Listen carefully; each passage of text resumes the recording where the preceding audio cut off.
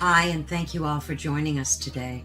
We are broadcasting live on the United Public Radio Network and the UFO Paranormal Radio Network, 105.3 on the Gulf Coast and 107.7 FM in New Orleans.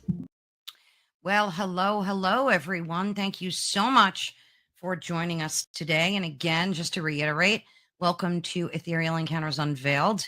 Today we're broadcasting, not live. We have two shows a week. One is on a Thursday at 5 p.m. Eastern Standard Time. That one is live. And then we have a pre-recorded show that airs on Friday at 3 p.m. Eastern Standard Time. And that's for folks that either can't make the live, maybe they live in different time zones, and we just like to accommodate everyone. So be sure to tune in. Make sure that you subscribe to our YouTube or wherever you see us on social media, and we would greatly appreciate it. So welcome, monster hunters and armchair adventurers. That's me. I love cryptids, but I'm not going to go out there hunting them.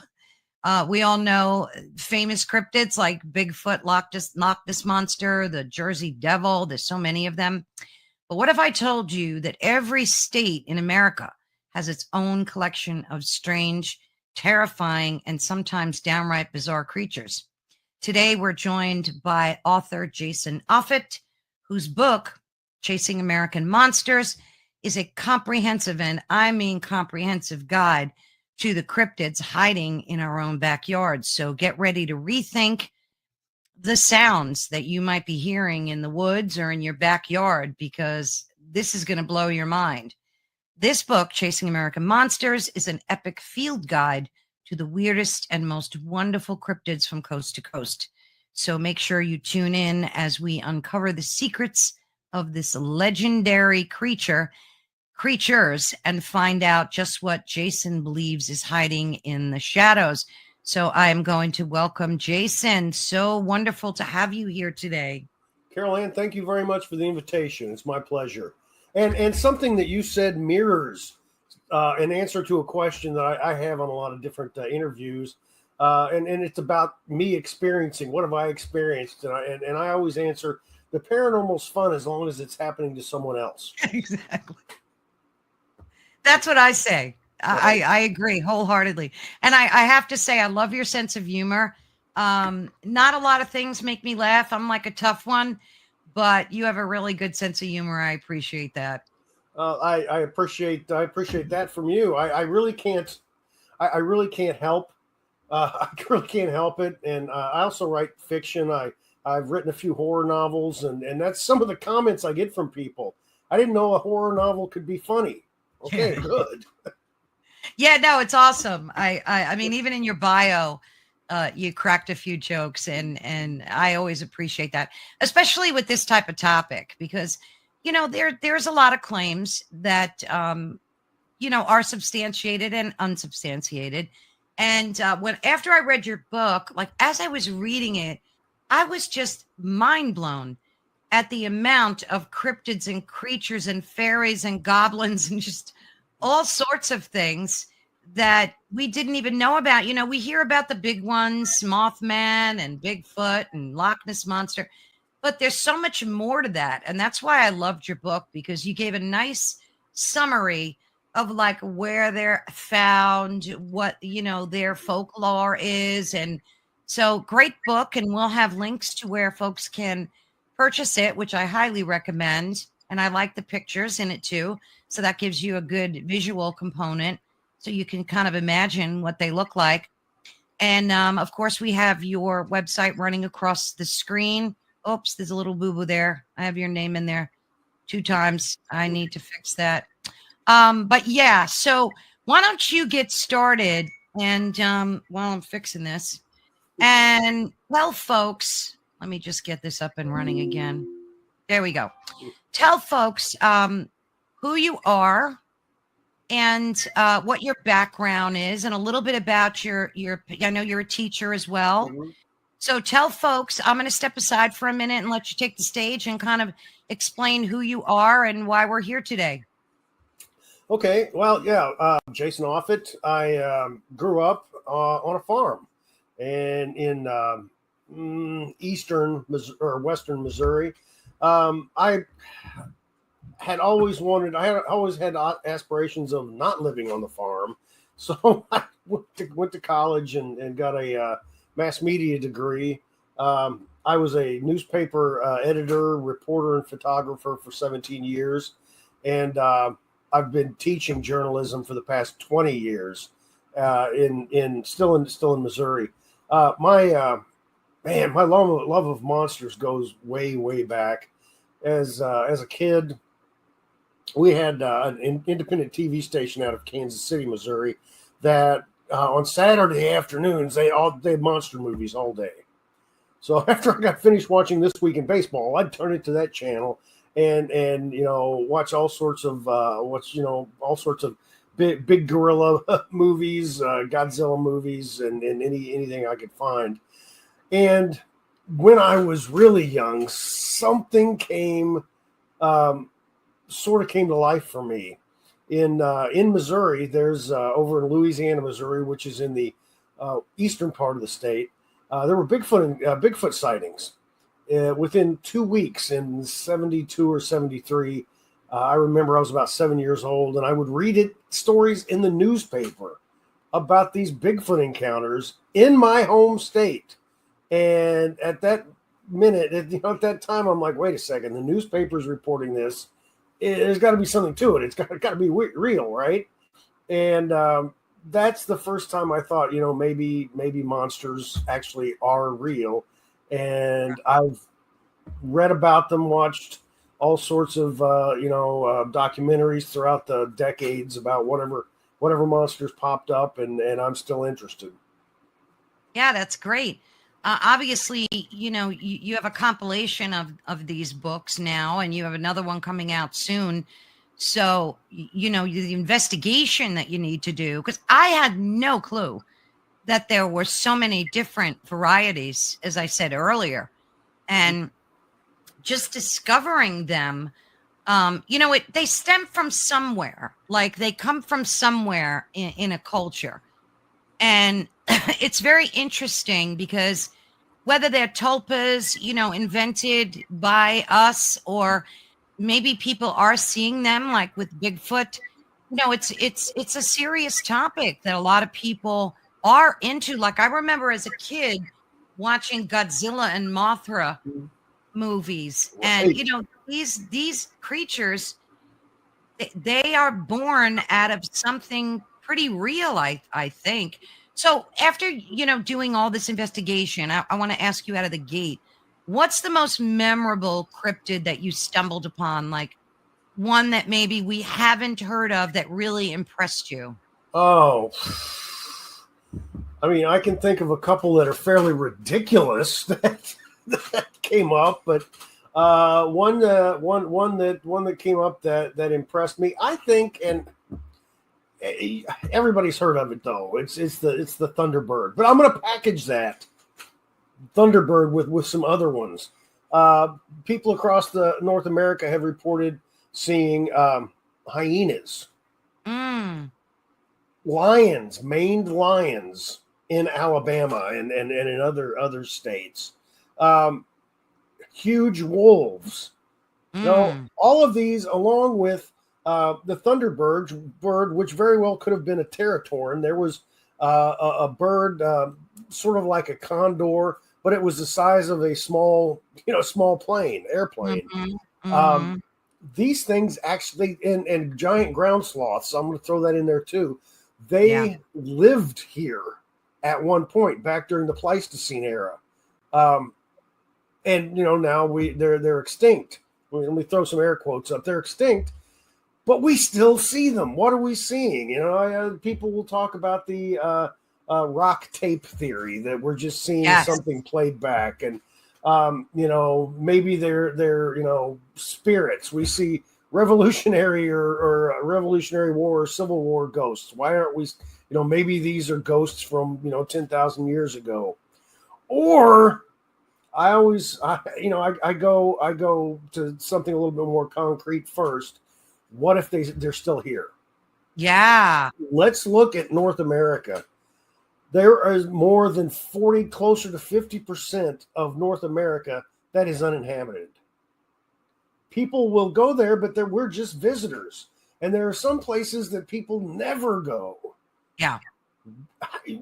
I mean, we have so much wild areas. Why couldn't something have survived then and still be out there today? I think we might, find one of these creatures one of these days because they might still be alive. Yeah, I mean, look at Bigfoot alone. There's, we have a lot of documented evidence that these creatures are among us. We have footprints and, variety of different things to show that. And it's just remarkable how, like yesterday, I was talking to the author of a Mothman book, and there are so many sightings of Mothman, yet there's no evidence. Do you think a lot of these creatures come in and out through flaps, like through portals, dimensional, openings? I don't want to go there. Because it's and we can talk about this. It's like the interdimensional Bigfoot theory, or craft, alien craft not being extraterrestrial, but maybe they come from a different dimension or somewhere else. I'm open to that, but I would like to have the physical Bigfoot proven false before I'll go there. I would like the nuts and bolts craft being proven false before I'll go with the maybe they come from someplace else. Okay, so I'm not opposed and to a window area, as John Keel, the great author John Keel wrote. Yeah, but that's where he went. He wanted to prove things as well, but he finally went that there are places on the planet where the veil is thin. They're like a window, and sometimes the window's open and something can walk through, and sometimes the window's closed and it can't. So I'm open to lots of things. So maybe. Yeah, it is a maybe. And I kind of say it's more of a maybe with creatures that aren't leaving us any telltale signs of their existence here on Earth. Like with Bigfoot, we've seen huts that they've built and broken trees and things, so on. But like with an entity like Mothman and so many others, we don't know like where they live or, how they got here. How did they procreate? Do they procreate? Like there's just so many unanswered questions. Well, with Bigfoot, physical evidence, with footprints, with, what you said, the structures, blood, hair, whatever. There's enough evidence. Somebody could get arrested for a crime with that type of evidence that we've got that Bigfoot exists. Absolutely, they could. That's such a good point. Yeah. So with Bigfoot, I'm convinced there's something out there. There's a Bigfoot type creature. There's a Bigfoot creature out there. What it is, who knows? There are a lot of different things that it could be. It could be a North American ape. It could be an extant hominid. It could be a human that which I'm kind of starting to lean toward, because a lot of Bigfoot, from scat to blood to hair, keeps coming out. It's human, but with some anomalies. Yeah. Who's saying it's not human? Indigenous peoples from all over the world have said that Bigfoot type creatures are just another tribe of humans. They're bigger and hairier than the rest of us, but they consider them human, even if they're giants. So I'm leaning a lot towards Bigfoot maybe being part of the human family tree, and we just haven't figured out which one yet. Could very well be. Yeah. So your book covers, as I said, like a massive number of cryptids, over 250. What was your research process like? Like, how did you sift through the folklore and the news reports and eyewitness accounts and choose? And like you mentioned, you're working on another book with even more. So like, what's your research like? like to look into media reports a lot, because that means somebody saw something and they were interviewed. So they'll have eyewitness accounts. I also like looking into historical records because, when it comes to a lot of lake monsters and Bigfoot, and I mentioned the Thunderbird earlier, a lot of different types of creatures. They've got a lot of years behind them. In the North America, First Nations and Native Americans have talked about a lot of these creatures. Cadbrosaurus off the northern Pacific coast for centuries upon centuries. They've had this. Is it a legend, or were they making pictographs of something that they've seen? So I will look into historical papers, but also there are quite a few academics out there who are interested in this topic and study and write about it. So I've gone to a lot of academic papers as well. Yeah, and when it comes to the folklore, if anything's way too silly, sometimes I don't bother with it. Yeah. Yeah. It's just amazing because they're pervasive. These sightings, they're in the oceans, in the lakes, in the rivers, on land, in the sky. I mean, in people's homes, they're in the backyards, they're everywhere. And it just blows my mind up. I mean, I know a lot of it has to be mistaken. Like they see a huge bird, it may be a crane, and they think it's Mothman or something. So what percentage of that did you run into in investigation? Oh, wow. I cannot throw a percentage on that. But if something seemed to me like it would probably be a misidentification, I didn't include it. Yeah. But there are a lot of probable misidentifications. People don't realize how big a crane is. Oh, there are a lot of birds out there that are enormous. And how easy is it to misjudge distance for a normal person? Sure. So something, is going to be probably closer. An animal that's bigger than they think is closer than they think, and they misjudge the distance, and they think it's even bigger. I don't, although I don't like a lot of the people explaining Bigfoot sightings away as being a bear. Yeah. Because a lot of these encounters, they're walking or running, and a bear's gait on two legs, is wildly different than what a Sasquatch is supposedly going to be. Yeah. Yeah. But again, we're not trained. The normal person is not trained in animals. So there are going to be a lot of misidentifications out there. Yeah, absolutely. Absolutely. So Chasing American Monsters is organized obviously by state. And what was the thinking behind like that structure? Did you find any common themes or types of cryptids that appeared like repeatedly in different states, such as like maybe a particular type of lake monster or hairy hominid? Yes, absolutely on that. How I like reading about monsters. I like reading about ghosts. I like reading about, all sorts of different types of paranormal, paranormal things. But a lot of these books are set in ghosts of the South, paranormal events in the Bridgewater Triangle, Bigfoot of the Pacific Northwest. And I'm like, that's good for people in the Pacific Northwest, or ghosts of Ghost of New Orleans. That's good for people in New Orleans. But what about people in Cincinnati?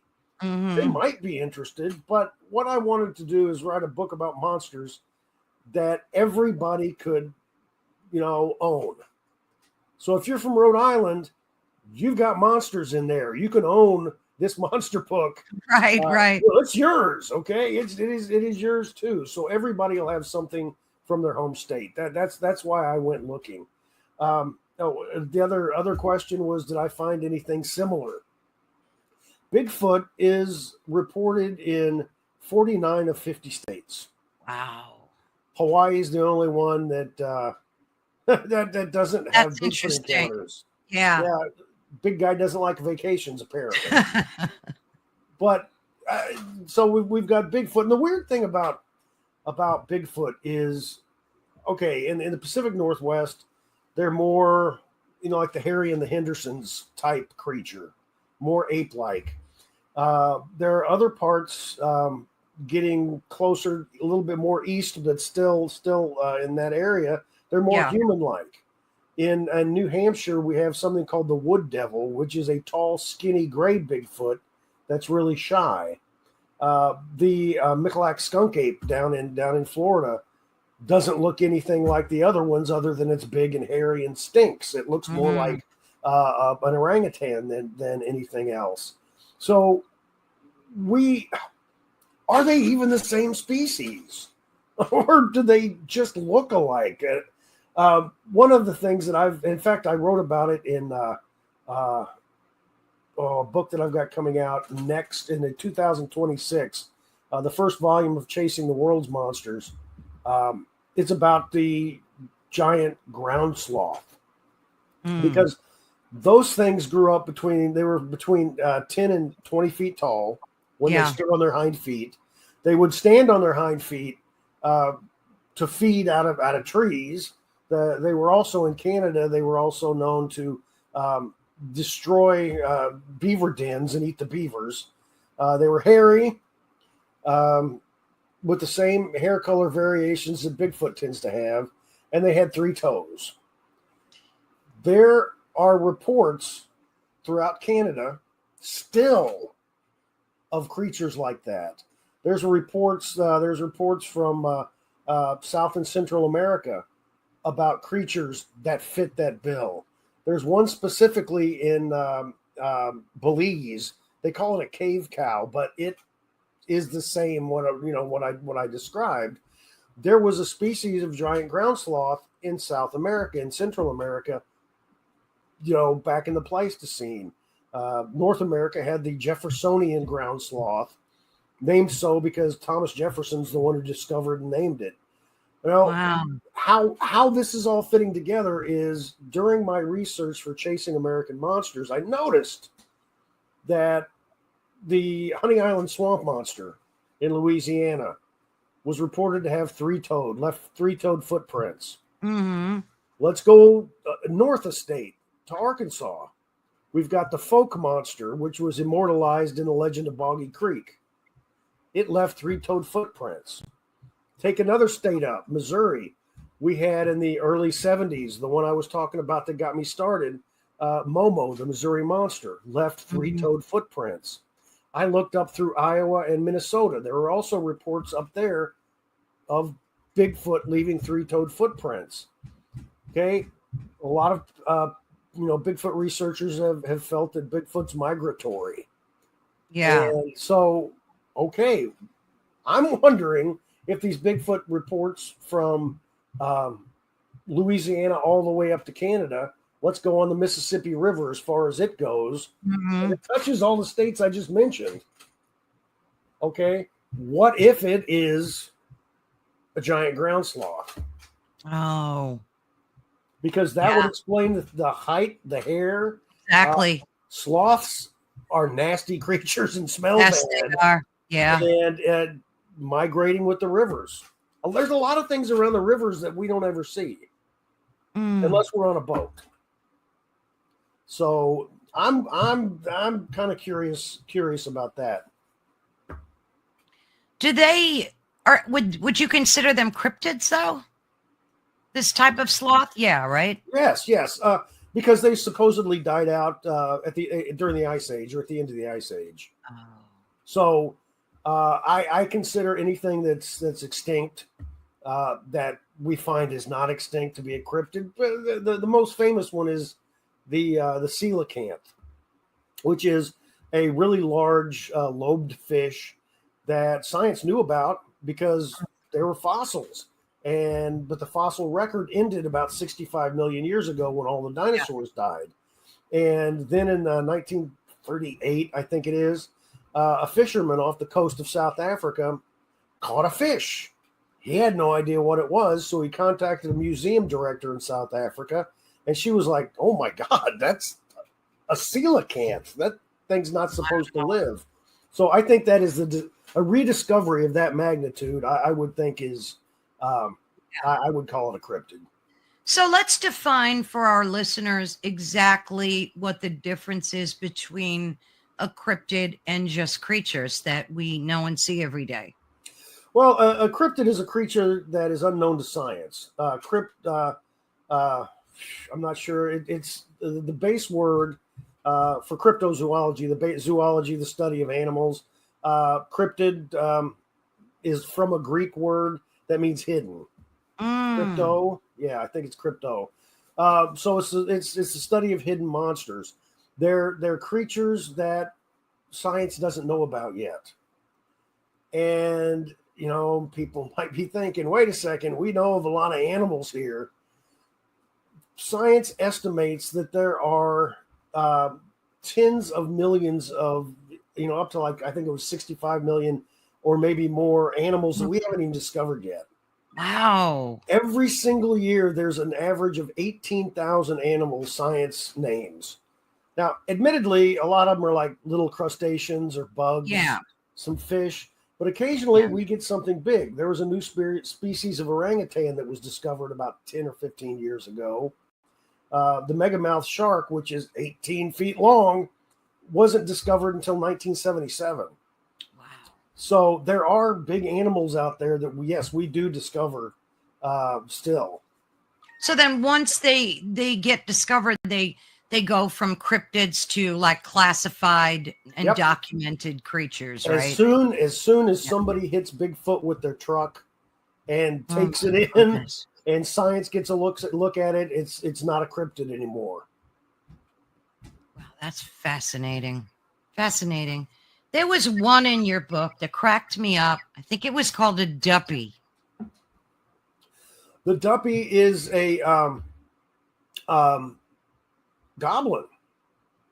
It's actually it's found all over the islands in the Caribbean.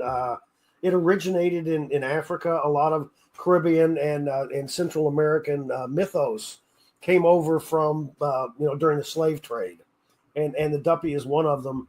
If I remember correctly, doesn't the duppy wear a large hat? Your picture, let me look at it real quick, is well, maybe I could share it. That would be awesome if I could show folks. Let me just do a share screen. It's right. It's that guy right there. Right. The duppy. Yes, this is from Chasing North American Monsters, which comes out in September. Yes. Right. Yeah. The duppy's known throughout all throughout the Caribbean. There are a couple of different types of duppies. One is a spirit that is born from two Jamaicans and is able to possess somebody else. Mm-hmm. They can appear as a shadow person. They can appear as an animal. Who's the duppy in this picture? Is it the dog or the guy? Either one. They can appear as either one. And depending on what kind of person you are, that'll tell you how the duppy's going to act. If you're a bad person, the duppy is going to treat you negatively. It's going to be evil to you. If you're a good person, the duppy is going to help you. Yeah, you have here that they're known to terrorize their widow, bankrupt their brother, burn their house of a former business partner that they believe that did them wrong. They're pretty unsavory creatures, and you also say how to protect yourself against them. And that's what I really like, because as I was reading this, my imagination ran pretty wild. Well, sometimes the how to protect yourself from them gets really, really crazy out there. There's one specific type of vampire in South America that if you scatter a bunch of tiny seeds outside the door, it's going to be too busy trying to count them. And if you put in, chicken or bird claws, little bitty bird claws, it'll have to start recounting the seeds because they'll I find a read claw that. and they'll get messed up. And this one was also kind of bizarre. The Jumbie, something about is that the one where they want to try shoes on? So if you leave shoes at the front door, like like protects you because they'll be busy trying shoes on and stuff. Yes. Yeah, and there are a Crazy. number of South American or Central American, and again with the Caribbean type of entities that it's weird. There's the Bigfoot, the Sisamite, which is a Bigfoot from down in that area, and there is a goblin down in that area that have backward facing feet. Oh, so weird. I wrote about that enough to where I think it's fairly common, and they have the backward facing feet mainly because you don't know which way they're going with their footprints. Yeah, there are also a lot of monsters from south of the border that make a whole, where do they come from? That make a whole lot of sense to me. Why they have monsters like that? Because if you are if you are damaging nature, if you are poisoning the water, there are creatures down there, be it the father, Papa Boys, who is the father of the forest, or sometimes it's a mermaid. If you destroy land or water or cruel to animals, there are entities down there that will take it out on you. A lot of protectors from nature. Yeah, so that kind of makes sense too. That does make a lot of sense. And there's also a couple of different type of female entities from down in Mexico all the way through Central America that prey upon bad men. Okay, they'll appear as a beautiful woman, and if you're out drinking and gambling at night, walking by yourself, and home from gambling and drinking, they will kill you because you have not been kind to your family. Yeah. They will also attempt to seduce somebody. And if this man who is otherwise married or has a girlfriend falls to the seduction, one of the creatures during the kiss has a horse head, and will take the man up on a cliff and throw him over. There's another one that is it's the same setup, but when you're kissing this one, all of a sudden you realize you're kissing a skull, and it reaches her hand in through your chest and pulls out your heart. So, yeah, we've seen those kind of things like in horror movies and stuff. Right. Oh, entities like this are ripe for horror movies. Oh, they are. Yeah. They are. I was thinking that as I was reading the book, like, how fascinating would it be if like someone took your book and turned it into a movie? Well, that would be fun. It was almost a TV show, Chasing American Monsters. No kidding.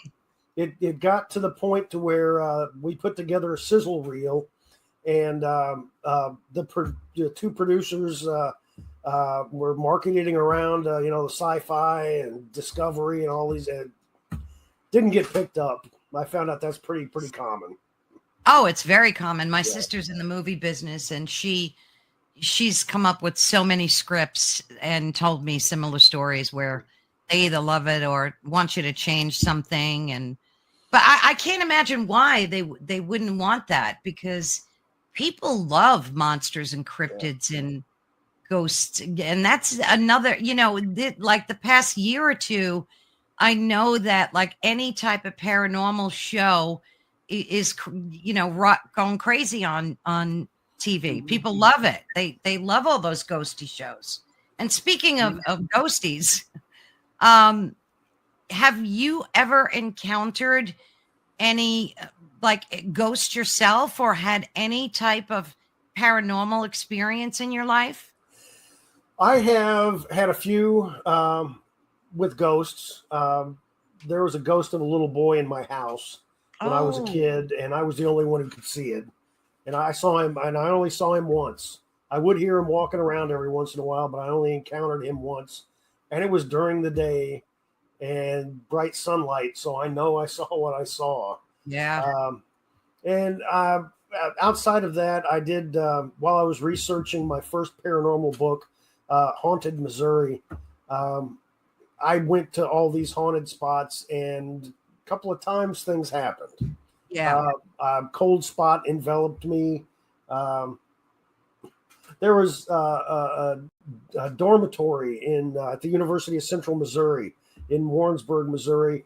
It's the oldest dorm on campus, and the third floor has been locked and closed for years. And there's legends of a ghost up there. And one of the things the ghost does is turns a light on in this room. And they blame it on, electrical problems. Yeah. Well, the director of housing took me up there when I was writing my chapter on this ghost. And we went into this room. He showed me the room, and the light was on. And he was like visibly shocked because there was no way for anybody but him or the custodian to get up there. And there's no reason the custodian needed to get up there. But the light was on. So click, he switched it off. We went down to the end of the hall. And by the time we walked back, the light was back on. Ooh, we were the only people up there. Yeah. Yeah. But, would you consider ghosts to be cryptids, though? They wouldn't fall into that. They wouldn't fall into that. It's a completely different animal. I wouldn't consider, extraterrestrials necessarily cryptids either, although I do have a couple of extraterrestrial encounters in my monster books because they were kind of monstrous. Yeah. Yeah. So would you consider these other cryptids to be like these lesser known cryptids, like they're more obscure? Do they get in the area like the same type of notoriety? Oh, it depends. Some don't that probably should. For example, Tommy knockers. Yeah. And what exactly are Tommy knockers? It started in Cornwall, England. Miners, coal miners in Cornwall, England, started talking about these diminutive people that were dressed like miners, and they would do mischievous things like steal their lunch or misplace tools, only to return it later. If the miners were kind to them, if they left out beer and cookies or something, they would be directed toward a new vein of coal. If the miners, ignored them, pretended they didn't exist, they might cause a cave-in. Oh, right. And I'm not exactly sure how they came to this conclusion, but in the Cornwall miners felt that they were the Jewish, the people who turned Christ into the Romans. Like, where do you get that? I mean, okay, kind of interesting, but whatever. The thing is, Tommy knockers, once miners were brought over from Cornwall, England, to mine for coal in Pennsylvania, and then they went out west to mine for gold during the gold rush in the 1800s. They reported Tommy knocker activity, just like they did back in England. And here's something that I find absolutely fascinating. Before, English people went to South America in researching my, the book that's coming out next year, Chasing the World's Monsters, hopefully volume 1. In the Andes, when they were mining gold and silver, way back in the day, they reported the same creatures. Diminutive creatures that dressed just like they did as miners, and they did the same things. They would steal food. They would either help you by taking you, to the mother lode, or they might, cause a cave-in if you were being a jerk to them. And I think I read that still in some places, food and alcohol are left out for them. So 2 different places across the planet. Yeah. The exact stories came up. How does this happen? That's nuts. Now, Tommy knockers, are they ghosts or are they cryptids? They're cryptids. Now, here's something that so many things fascinated me doing my research. And one of them had to do with Fey folk. Okay. Fey folk are all over the planet. Yes, they are. Yes, literally every civilization has them, every culture, and they're so similar. When you talk about gnomes, tomties, Yeah. goblins, trolls, sprites, Yeah, yeah. elves, brownies, all of the leprechauns, Tommyknockers, they're Yeah. all so similar. They're Yeah. the same type of height. They're either good or bad. Not necessarily good or bad. They're ambivalent. They're in the middle. Just don't make them mad, or they'll take it out on you. Be nice to them, and they'll reward you. In a lot of cultures, they do the changeling. They'll replace a human baby with their sickly one and steal the human baby. Oh, my word. And also across the world, and North America has these too. Of these creatures out in the woods, they will lead the big people, out in the woods, either with like a will-o'-the-wisp, or they will be calling for us to follow them. They're supposedly between 2 and 3 feet tall. They're dressed like the local people. They have large noses. They can disappear if they want to. They can set things on fire if they want to. They use arrows that are either magic or poisonous. Yeah. Yeah. And if you upset them, they will trick you to walk off a cliff. Yeah. It's funny because my grandmother was from Ireland, and I grew up hearing stories about banshees and the Cochabawa and all sorts of Irish folklore. Are these things cryptids, or are they more classified as folklore ghosty kind of Well, thing?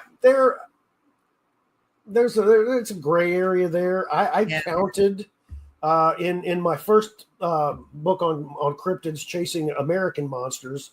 I counted it as a cryptid because there is the Banshee of the Badlands up in South Dakota. I'm like, banshees, yes, they came from Ireland. Well, Irish people came to that area as well, way back in the day. So their legends came with them. Right. And this all has to do, you mentioned tulpas earlier, right? And, if you believe something, you can form these things. When the Africans were brought to South and Central America and to the Caribbean, their legends came with them, and people believed them there. Sure. And you've got the Goa people from I believe it's South Carolina, who were freed African slaves after the Emancipation Proclamation, and they came from various places in Africa, and they put their legends together, and they still have the Buhag as part of their belief system, which is a type of vampire. And then again, the Banshee, the Tommyknockers. I am not exactly sure where I'm falling on this. We didn't actually physically bring our creatures with us, but by bringing the idea of our creatures and believing in them, they're here. Exactly. And that's why I brought up tulpas, because I think it's the what's that cryptid, the tall man, I think he's called, and it started Slenderman. Slenderman, yes. That started on the internet. And then it came to life. I think that's a real good example of a tulpa. I agree, and I do use that exact one because I've actually talked to a couple of people who swear that they've seen that entity. Oh no! And it's the same with black-eyed kids. Yes, that's another big one. Right. That I interviewed Brian Bethel, the man who had the first encounter in 1998, I think it was, and he posted it on a message board somewhere, and it just exploded. And then I talked to people literally all over the world, from Australia to Europe and Africa, Saudi Arabia, and of course, North America, who've encountered them. All right, so did this? Oh, they've seen black-eyed kids. Yes. Wow. Yes. So did this come from somewhere? It had to have come from somewhere. Brian still seemed scared. He didn't. I don't think he made it up. But since it got so much attention, so many people were thinking on it, they started Yeah. appearing.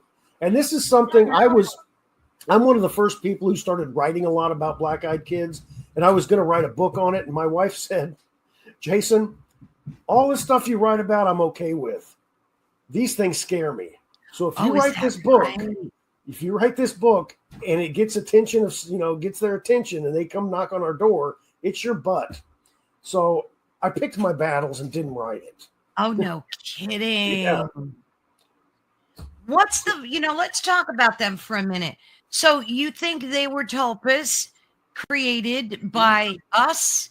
Where was the origin of them? Like what state or country did they originate in? That's a great question. I don't really know because again, it was a worldwide phenomenon. And there were, however, movies out, vampire movies especially, to where they'd have the full eye contact lens and their eyes would be completely black. There were some alien movies way back in the day that had those too. So maybe it came from us. Maybe we saw something in Hollywood and we're like, that's freaky, and I had a dream about it. Or But, the way they come, like I've seen a few videos of supposed black-eyed kids where, people recorded them like on their Ring doorbell or whatever. And they like ring your bell and they were all young in age, like kind of tweenish, in age. And they would want access to your home or get picked up. I in the use car. the bathroom. May I get a drink of water? Would you please let me in to use the telephone? That sort of thing. In the case of Brian Bethel, he was at a down in his city in Texas. He was writing a check. This is back in the 90s. He was going to put it in his cable, the cable office to pay his bill. And it was 9:45 at night at this strip mall. And two kids approached him. They wanted permission to get in his car so he could take them home because they needed money for a movie. And they just seem to want to be let in. Has anybody let them in that you spoke to? Do you know anybody that has let them into their home or car? No, I have not. But I did talk with someone once who speculated maybe the people who are healthy and die of natural causes, maybe they're the ones who let them in. Let's see. Yeah, they're creepy. I could see why your wife would get freaked out by them. They're on the creepy edge. I got contacted by a person who would only refer to himself as Draco.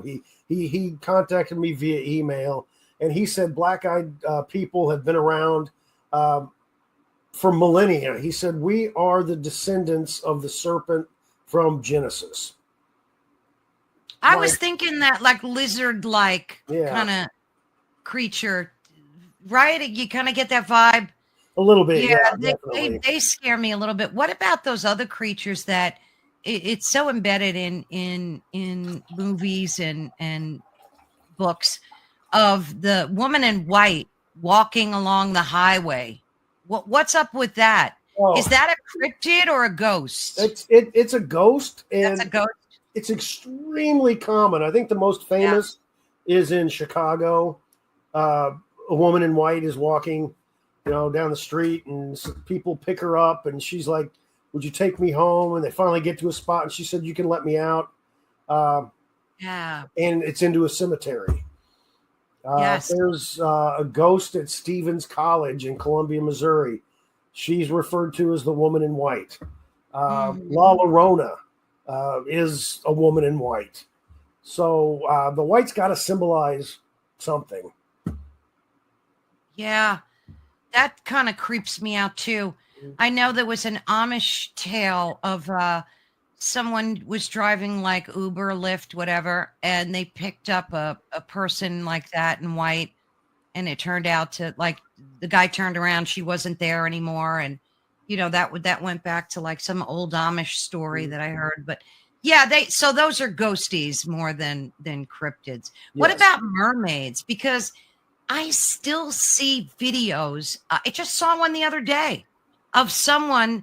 It was after the earthquake that happened in Russia last week. and somebody was videoing the ocean, I guess, looking out for the tsunami, and there were like dozens of these creatures. I don't know if you saw the video. I did not. Oh, it's viral. You can go find it on YouTube somewhere. And there were heads popping out of water that looked like heads. It didn't look like a school of fish. It looked like mermaids, a bunch of mermaids. Now, these are cryptids, right? These. Yes, definitely cryptids. Yeah. And they've got such a long history. They were, in the ancient Greeks, they had the sirens, which were mermaids. Yep. But it's another worldwide phenomena that there are these, half human, half fish creatures. There are some from. There's a Native American legend. I think it's from either Alabama or Arkansas of mermaids in this one specific river that were formed by the spirits of tribes people who committed mass suicide in the river. There's a South American starts with an E and can't something. It's not South. Yes, it's the Amazon River.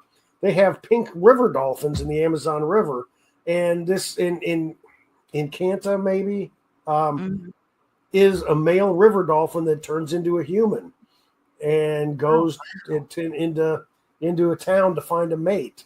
So there's this stuff everywhere, but it's one of those things that I really can't put logical credence behind a half man, half fish.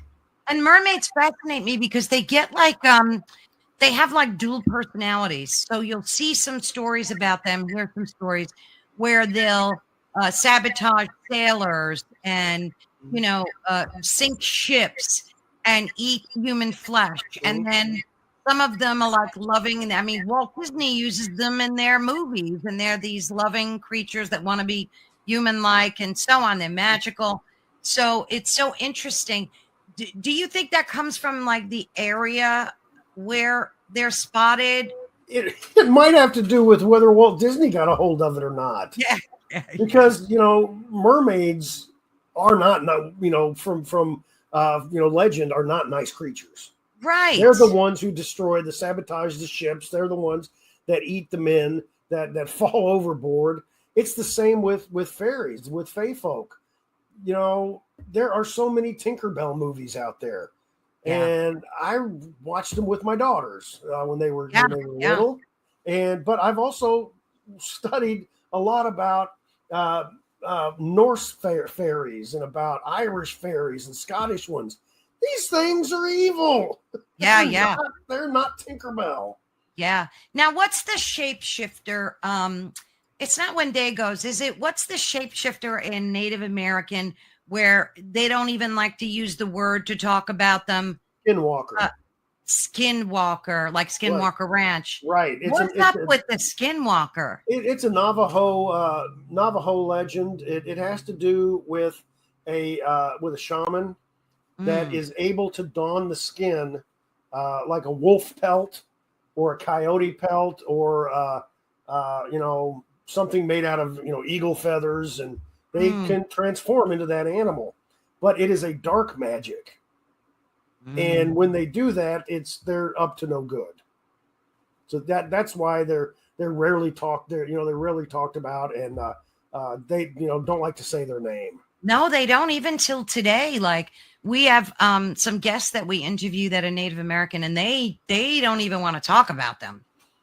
Right. Well, and the thing is, I talked with a.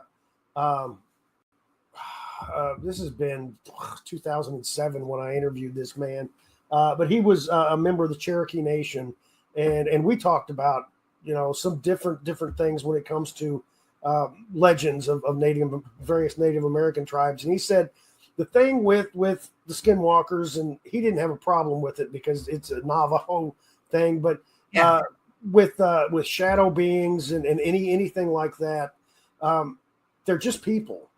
Yeah. They're evil people with evil powers. He said you can run into one at Walmart and not know it. Oh. Just don't run into them in the dark. Yeah, that scares me too. That scares me too. The whole skinwalker thing is pretty creepy and scary. What about aliens? You know, the grays, and let's take a leap into space for a minute. Mhm. Where do you stand on that? Are these things cryptids?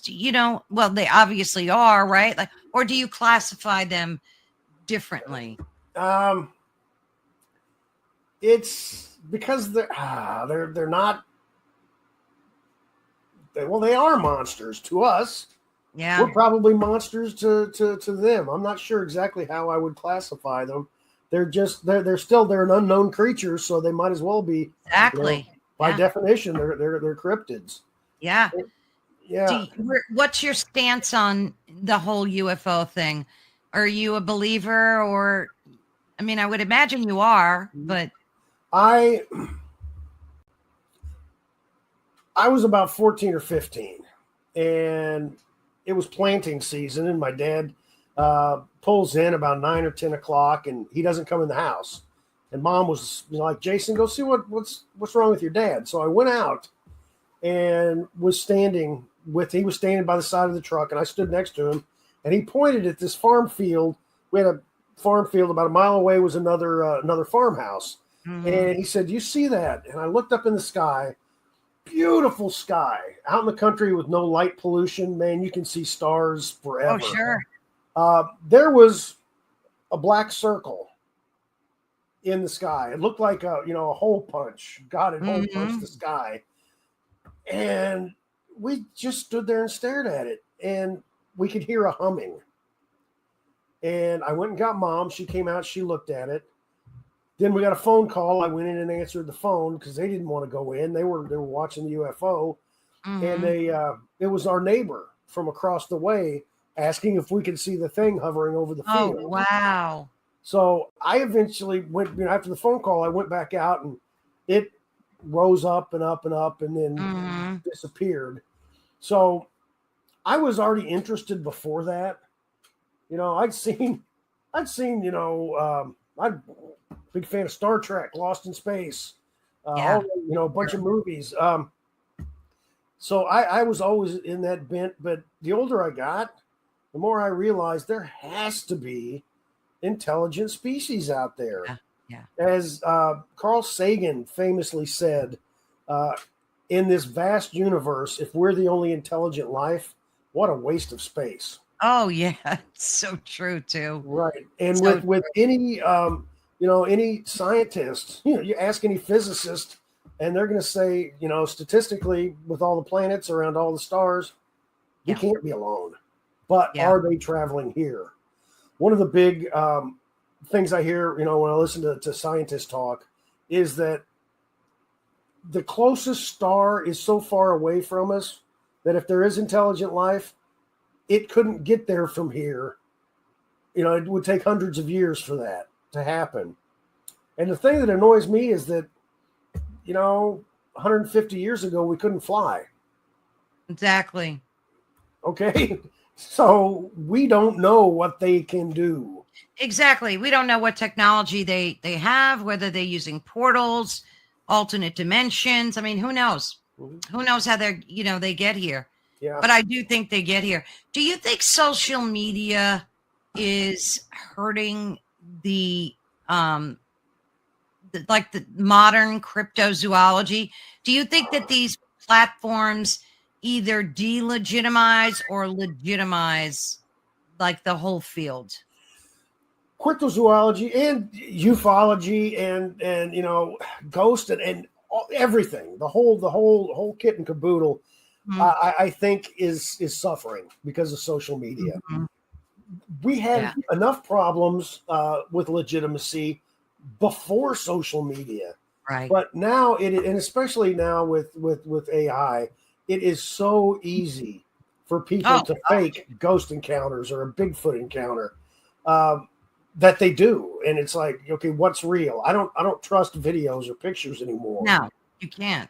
Yeah, you can't. No, and it's sad, and it's funny because AI is not quite perfected. If you look at the hands, usually there's a lot of extra fingers and things like that. But in 3 months from now, you're not going to know the difference between a real conversation and an AI conversation. So there's still that uncanny valley thing going on. It's not quite there, but I think everything is progressing so fast. A person in AI, I just read a news article the other day who he predicted that the singularity is going to come in 5 years, to where AI is going to be smarter than we are. Oh yeah, I think it's even less than that based on what I've been reading. But I would imagine that it's hurting this field, even for folks like you that are so into it, writing books, because, you want to legitimize some of this folklore, and you're doing all this research, and yet these people are creating fake Bigfoot or whatever videos. And like, where does that, how does that make you feel that? Well, it makes me feel just like I see people using AI to write stories. Yeah. Like, come on, that's cheating. Do it the old-fashioned way. Use your brain. What does a publisher do? I mean, there's websites where you can check for AI written content, but they must get lots of that, no? Yes, and the last contract that I got had a section in there about signing this contract says you're promising that you did not use AI to write the book. So they're trying to safeguard themselves as much as they can. Absolutely. I mean, you could do research with it, right? But you just can't use the actual writing. Well, I mean, you kind of have to if you're using a search engine. That's what they're all using. Sure, of course. Yeah. Now, when you were writing this book, did you interview people from each area, or was it more research that you kind of just it was more doing the research. I did from my first book, Chasing American Monsters. I did get out there and talk to some people. I interviewed some people personally, but when it comes to the whole United States and chasing North American monsters, I mean, I'm going from Greenland to Panama. It's really kind of tough, and expensive to get out there and chase people down who've encountered things. Yeah.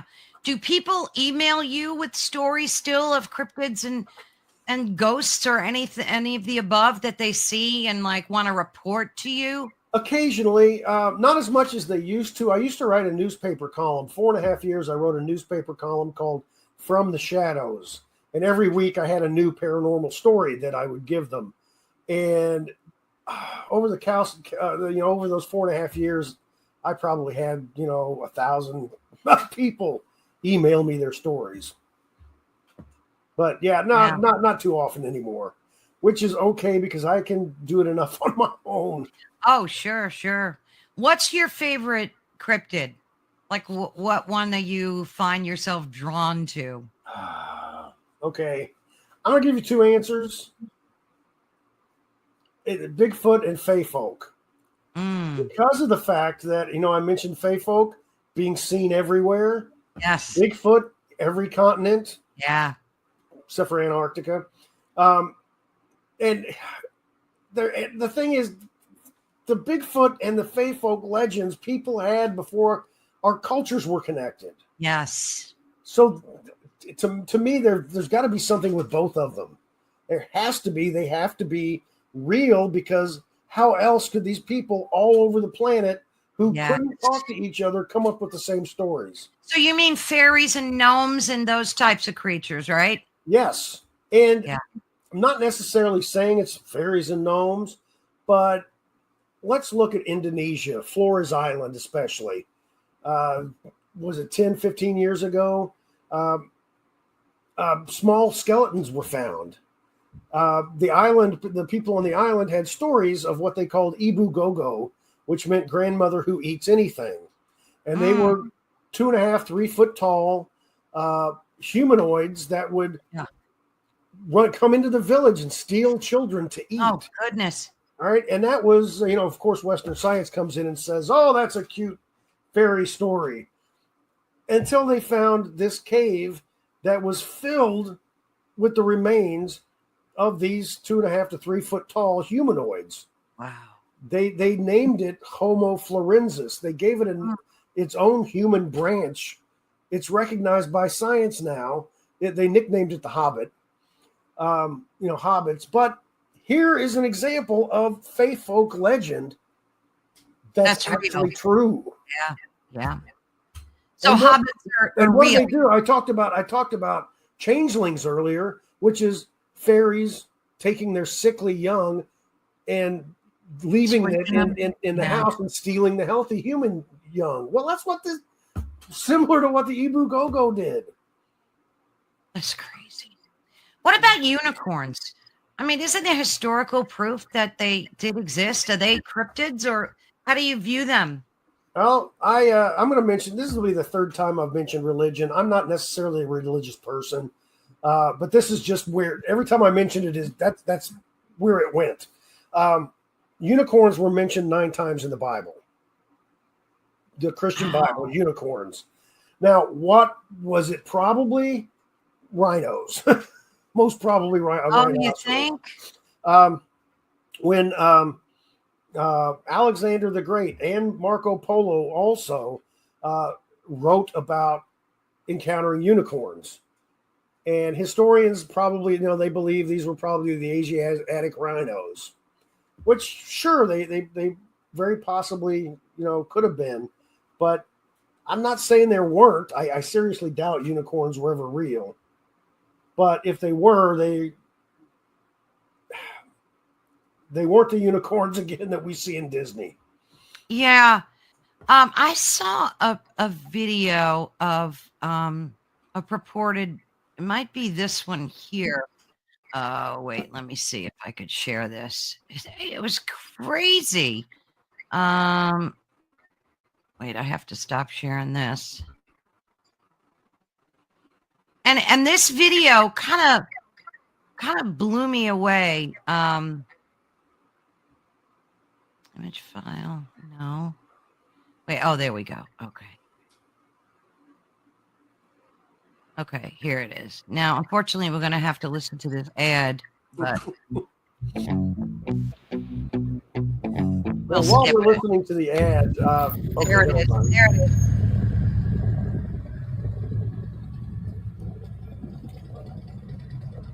No, wait, maybe this is the one. Looks like mountain goats. Yeah, that's not the one. That's not. There was one that I saw that blew me. Wait, maybe it was this one. A unicorn was caught. No, I saw one, a video that just blew me away. It was shot like maybe 10, 15 years ago. And I think it was in England. And this guy's just taking a video of the land. And all of a sudden, this creature comes in and it's got this distinct horn. And it just wandered back into the woods. I don't know if you ever saw that. No, that's the only video I ever saw that, and it was proven to not be fake. Okay, I will have to look that up because I have not seen it. If I find it, I'll email it to you. Please do. Every now and then I'll trip across it, but I know they did research and said it was not like a fake. It was too long ago to be able to fake something like that. And sometimes you find those kind of videos. Like, I also see creepy videos of this cryptid that's got, it's all like gray or white or whatever, because it's always at night, and it's got really long arms and legs, and it crawls, on all fours. And it's humanoid. Yeah, what is that thing? Is that the rake? Is it the rake? Yes, it's the rake. It's the rake. Those things, talk about scary. Yeah. It looks like a very spindly golem from Lord of the Rings. Yes, it does. Mm-hmm. And very nefarious looking. Absolutely. Did you do any research on them? Well, I did. There was a report of one, and the person who shot a video of it called it Gollum. But it was a video of it stalking a moose in Canada. Ooh. And if you know how big a moose is, and they're angry. They're a very angry creature creatures bigger than cars. And if you're confident enough to stalk one, I don't want to have anything to do with it. Exactly. Like, I think that there's some legitimacy to those, Rake. Because I've seen so many videos, again, old ones, that like there's no way they were faked. And those things scare the bejeebus out of me. What's that other cryptid that came to be, I'd say, within the past decade? And it's this tall, there were two of them walking across a field, and they look like stick figures, very tall, and their arms were very rigid, and they would like swing back and forth. You know what I'm talking about? I do, but I don't know what they're called. Yeah, those are creepy too. Yes. This is what I'm saying. There's so many, Jason, cryptids. And that's why when I read your book, I was like amazed at the ones that I never heard of, that aren't popularized. And that's it. The ones that, like Krampus. 20 years ago, most Americans didn't know what it was, but it got popularized and they made movies out of it. That's right. Yeah. Do you think that it existed, that Krampus thing? Probably not. I mean, a lot of these are stories to keep your children in line. Yeah, that's a good point. Yeah. That's a good point. But yeah, and I agree with you about the Fae folk and Bigfoot. They seem to be the two of the most like legitimized cryptids out there. And I grew up with stories about, Fae folk too. So, my grandmother swore that she saw these things. So who knows? Yeah. So what are you working on now? What's this new book that you're working on? Well, actually, I'm finished with it. It's Chasing the World's Monsters. Oh, you finished it. I finished it. It comes out in 2026. And as it says, I cover the world, and I've got enough. I've also, since then, I've collected enough monsters that I can fill a second volume. So I'm hoping I can do that. Now, how did you do research for that? What was your research like? Well, there are people exploring cryptids all over the planet. So I contacted some of those. I did look a lot into folklore. And again, like I said earlier, a lot of news reports and not new news reports, like the Hibagon from Japan, Japanese Bigfoot, and I found news reports from 40 years ago when people encountered it, 50 years ago when people encountered it, and I dug into that. There was another.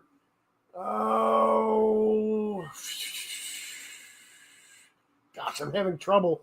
But another Japanese monster that was a cryptid at one point, and it's now a mascot. It's now a Pokemon. So.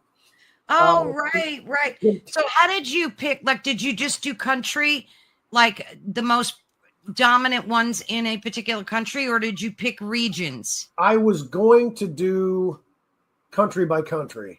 Yeah. But then I realized the book would be 4,000 pages long. Yeah. So I went continent to continent. Okay. And yes, there are cryptids in Antarctica. No kidding. Oh, isn't there one in this book too that comes out of the ice? I think I saw a picture of that. That's in Greenland. Yes. Yes. You spoke about Greenland and how it got named and everything. So interesting. So there are ice cryptids that people have spotted. Definitely are. Wow. The one so many strange names, but the one that crawls across the ice is a person who was bad and got drummed out of a village and was froze to death out in the out on the tundra, would come back as a monster that had no legs because it had walked them off, and it would crawl itself across the ground, leaving a blood streak. Oh, and my word. It preyed for people, it preyed on people who were lost out in the wilderness. Yeah, yeah. Was that one called Elbows or something? Something like that. Yes. Yeah, I remember reading that in your Yeah. book. So you have this new book coming out in next year, which will be here before you know it. Yeah. What do you have planned after that? Like, do you want to just keep doing volume after volume of Well, these things? I love doing it, so I hope to. But I also, like I said earlier, I also write fiction. I'm about 14,000 words into a horror novel right now. Oh, nice. Nice. So what horror, how, like ghost or blood and gore? No, more I'm more blood and gore than ghost. Oh, are you? Yeah. Now, I wrote a 2-volume horror. First book was called The Girl in the Corn, and the follow-up I is saw that. The Boy from Two Worlds. I based that on Fae Folk because of what I Oh, told you of watching Tinkerbell movies with my daughter and knowing like Norse mythology. Those cryptids, those Fae Folk were evil. oh, So wow. the villain in my books is a Norse Fae. So I Yeah. incorporated cryptids into my fiction too. Yeah, that's great. And I could see where it would be like a never-ending resource, a pool of information for you to pull from, whether it's fiction or nonfiction, right? Right? It is. And Yeah. I read, you're not supposed to read book reviews, but I do occasionally. And a man wrote on my first cryptid book, Chasing American Monsters. In his review, he wrote, I love this book. I keep finding new monsters that I can use in my Dungeons and Dragons campaign. Oh, there you go. Yeah, I could see where that would be very useful, right? Yeah, as an old D&D player from back in the day, that made me happy. Oh yeah, yeah, yeah, yeah. And like I said, your sense of humor is refreshing in reading that. So I highly recommend folks check out your book.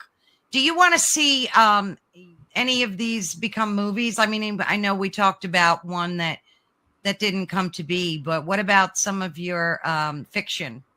Are you working on any of that? I would love for any of it to become a movie. Hollywood hasn't come knocking on my door yet, though. Yeah, yeah. Let's cross those fingers. Yeah. And of course, folks can get your books on Amazon or on your website, which we have scrolling across the screen, jasonoffutt.com.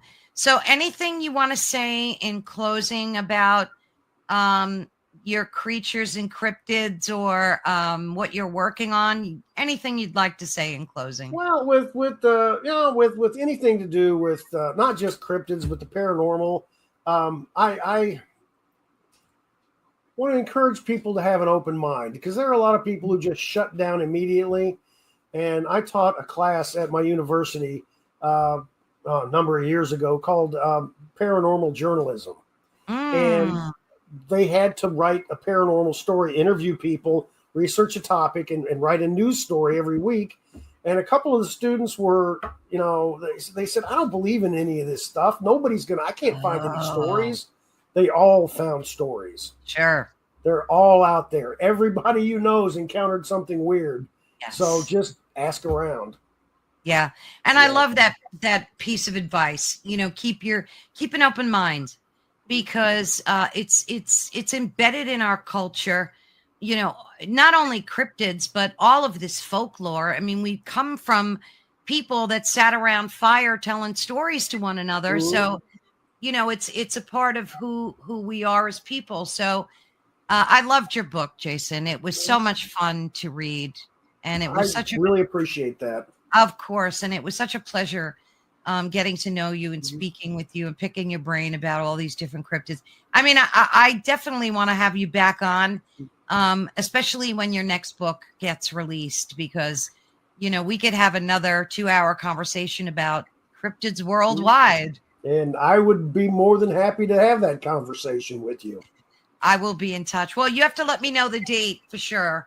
I mean, and it'll be here before you know it, because lately talking about paranormal, but it feels like time has sped up because I look back and I can't believe like the months just fly by. So your release date will be here before you know it. I know it will, and I'll leave you with this since you bring that up. Is I read a psychological article. It was about a study, but I didn't read the study. But the article, what the scientists determined is that when we get older, our time seems to pass more quickly. Yes. Because when we're younger, every experience we have is new. When we get older, all of our experiences are over and over and over again, and we just don't register them. They seem to fly by. That's so true. Yeah. That's a great observation and so true. It takes a lot for, as you age to have epiphanies and have all these new experiences, but that makes so much sense. And I really like that. But I do like folks to keep an open mind, especially when it comes to the field of high strangeness, and keep your eyes open and your ears open, because you never know. You might see a cryptid one day.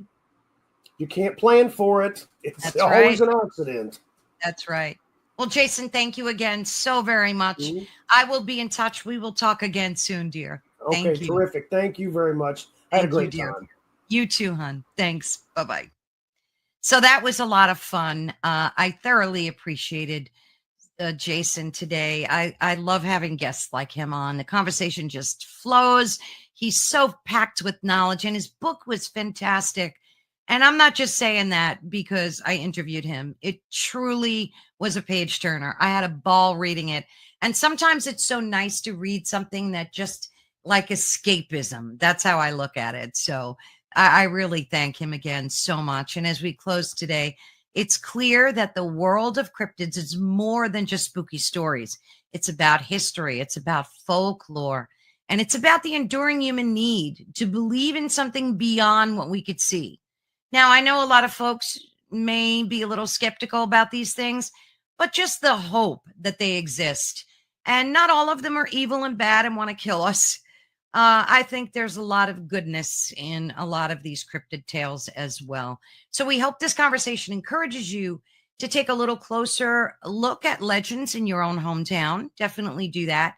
And a big, huge thanks again to Jason Offutt. And of course, check out his website. I will have all the links to where you can find him there. And of course, we had one rolling across the screen. And keep chasing those monsters. Don't forget to do that.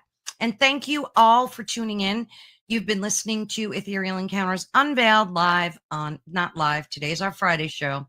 So that's a pre-recording.